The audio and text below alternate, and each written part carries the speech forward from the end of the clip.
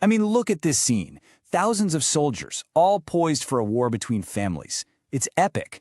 But we're going to zoom right past all that, past the banners and the chariots, because the real story, the true heart of this conflict, is happening inside just one man.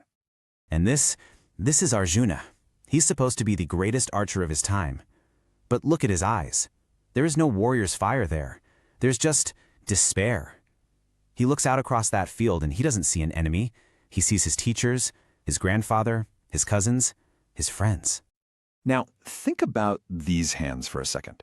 These are the hands that could handle the divine bow, Gandiva, like no one else. But right now, they're trembling. He can barely hold on. His will to fight is just gone. His mind has become this dark, helpless place, and he's questioning everything. There's this one cry just echoing inside his head. Why are we even doing this? How can I fight them? And it's not a simple question, right? It's this absolute storm of faces, memories, love, and duty all crashing into each other. It's too much. He just collapses in his chariot, completely overwhelmed.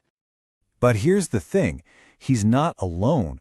Right in the middle of this personal hurricane, a profound sense of calm appears. Arjuna turns to his charioteer, who's also his friend and guide, Krishna. And just like that, the chaos starts to fade. This gentle, compassionate presence just fills the space. And what Krishna says next? Well, it changes everything. He gives this incredible insight. He says, Arjuna, your problem isn't about your soul. It's about your mind. This is the whole turning point. The battle was never about destiny or doing the right thing for the gods. The real war is psychological. It's that stormy sea raging inside his head. So Krishna doesn't act like some distant god. He doesn't deliver a big sermon from the heavens or lecture him about scripture.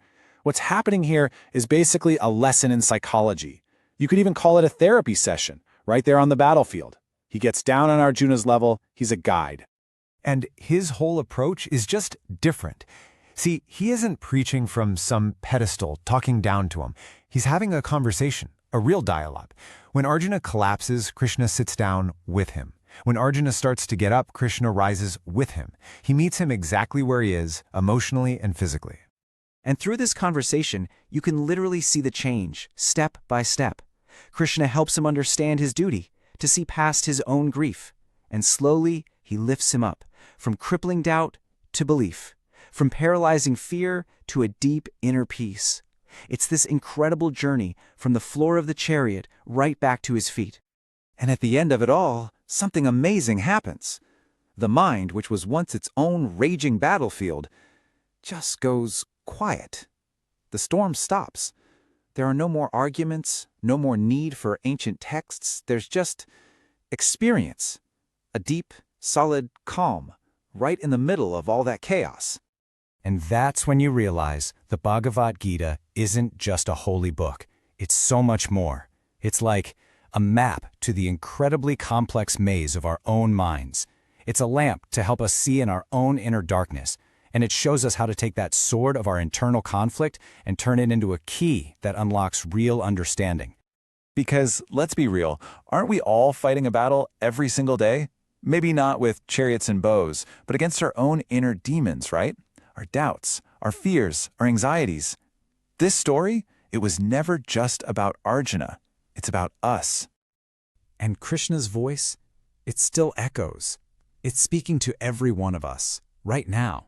It's urging us to stand up, to really get to know our own minds, because that is the doorway to our true self, to our soul.